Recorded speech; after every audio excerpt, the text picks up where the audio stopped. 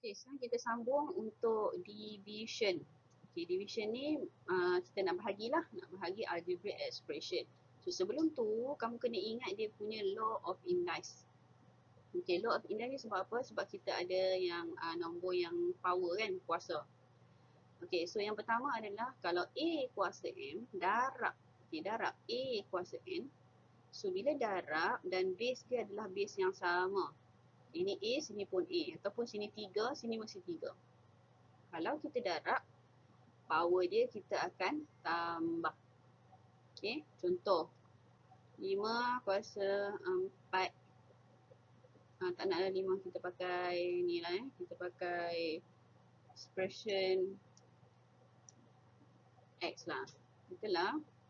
Okey. Katalah kita pakai X kuasa 2 darab X kuasa 5. Okey, ini base kita base yang sama.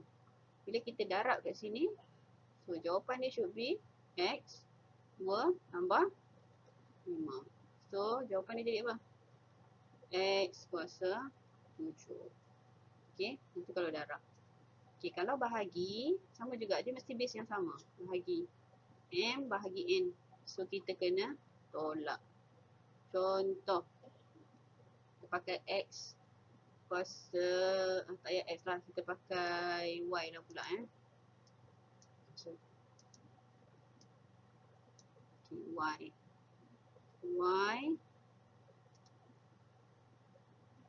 Y kuasa 4 bahagi Y kuasa 2. So bila bahagi, base yang sama, jadi dia akan jadi apa? Y 4 tolak 2. Okay, Y ni dia akan jadi 1, jadi combine. So 4 tolak 2 akan dapat Y kuasa 2. Dapat dia punya jawapan. Okay. And then kalau nombor 3 ni kalau dia ada bracket. So kalau dia ada bracket, kamu kena darab. Okay. M dengan N ni kena darab. Contoh. Contoh nombor 3 sini. Katalah B kuasa 4 darab dengan B ni kena bracketkan. Okay, bracketkan B kuasa 4. Okay. Darabkan dengan 3. So dia akan jadi B 4 darab 3. So B kuasa 12. Okay. And then kalau yang keempat ni dia ada fraction. Ni fraction. M bahagi dengan N. Contoh. X kuasa 3 per 2. So X tu dekat dalam. Okay. Dia punya pembawah dia ni. Okay. Mesti jadikan dia punya square root. Okay. Yang bawah dia duduk kat sini. Yang atas duduk dekat X tu. Okay. And then yang number 5 tu. Okay. Dia kuasa negatif. Kuasa negatif. Contoh. Kita pakai Z kuasa negatif 2. So, bila kuasa dia negatif, kita boleh tulis 1 per Z. Okay, negatif tu dah hilang. Jadi, Z kuasa 2. So, negatif ni dia kena 1 per. Okay, 1 per. Okay, so ini yang ke-5. Dan yang ini, yang kamu selalu kena ingat, A kuasa kosong, dia mesti sama dengan 1. Tak kisahlah dia X, Y, Z. Okay, then dia kuasa kosong. Sama dengan 1. Ataupun 5, 8, 7, 9, 2 kuasa kosong. Sama dengan 1. Tak kisahlah nilai apa pun. Bila dia kuasa kosong, semua akan jadi 1. Okay. So itu adalah law of indice. Okay, kita tengok macam mana kita nak buat simplify. Simplify ni kita nak bahagilah. Okay. So, first kali, contoh macam ni, 5M, 2M. Okay, tengok yang bahagian atas dulu. Okay, bahagian atas dia 5M. Okay, so dia tak ada, dia satu je jawapan dia. Jadi kita tulis balik 5M. Okay, bahagian bawah, tengok bahagian bawah pula. Okay, ada tak yang sama dengan atas ni? Tengok nombor dulu 5 dengan 25. Apa dia punya common factor? 5 lah kan? Okey, 5 boleh bagi 5. Okey, atas ni dia ada M, bawah pun ada M. Tengok yang sama di bawah pun ada M. So kita keluarkan M. Faham tak? Okey, yang ini ada N, atas ada M tak? Tak ada. So tak ada yang sama, kita buat bracket. Okey. So tadi kita dah keluarkan 25 ni, kita dah keluarkan 5. Keluarkan 5. So 5 darab berapa dapat 25?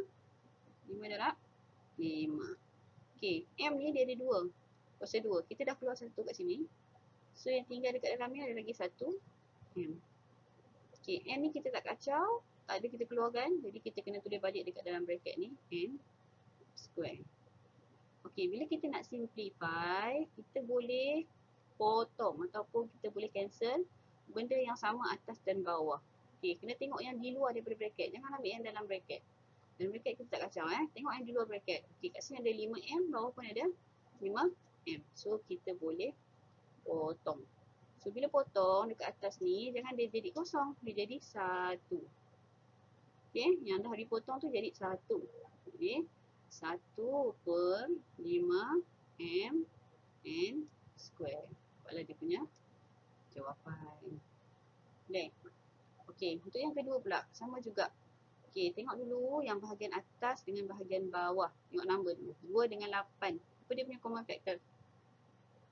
2 kan? Okey, 2 dengan 8. So sini 2. Okey, and then ada lagi tak yang sama?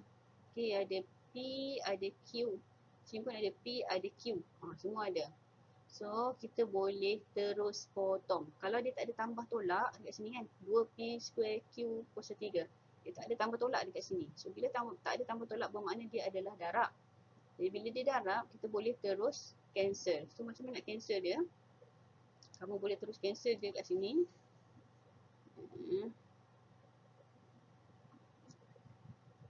Okey, boleh terus cancel dekat sini. Okey, 2 dengan 8. 2 dengan 8 nak cancel berapa? 2 boleh potong. 8 dengan berapa? CP 4. CP 2. Ya. 4. Okey, dekat bawah ada 1P. Dekat atas ada 2P. Boleh potong 1-1. Okey. Dia kena geng dia ada geng. Kat bawah 1, kat atas pun mesti 1. Okey, kalau kat sini Q dia ada 3, kat bawah ada 5. So kita nak potong yang mana? Atas 3, bawah 5. So maksudnya ada baki lagi 2. Okey, jadi jawapan kita adalah apa yang dah tinggal. Apa yang ditinggalkan. Yang dah potong tak payah tulis. Okey, so kat sini ada lagi 1P. Jadi jawapan kita jadi P. Bawah, Q dah habis dah potong. Bawah kita tinggal 4.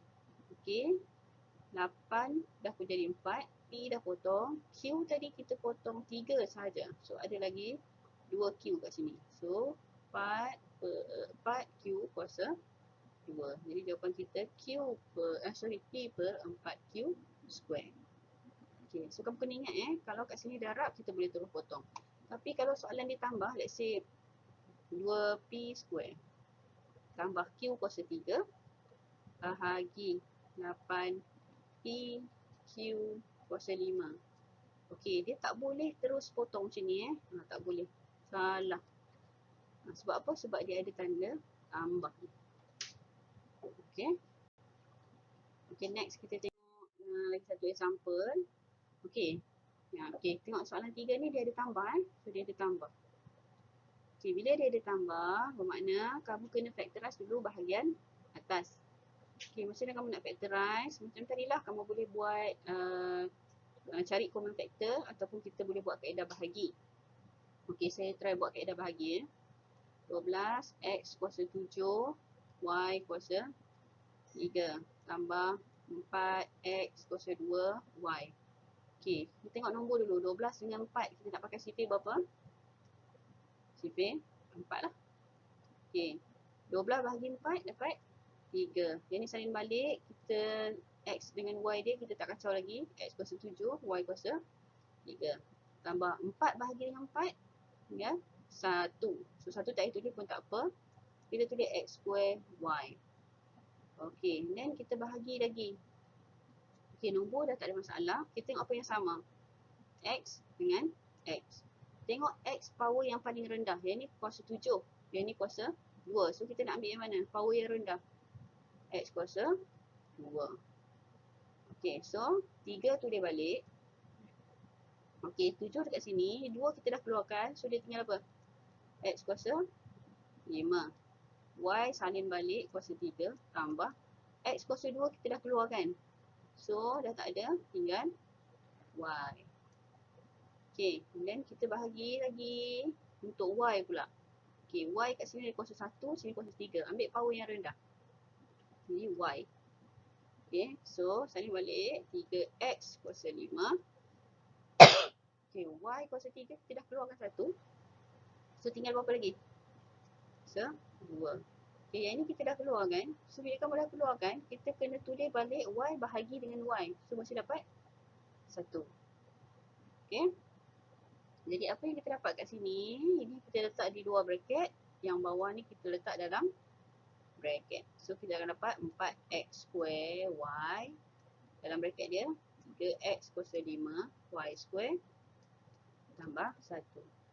Okey, ni untuk bahagian atas. Jadi tulis balik kat sini.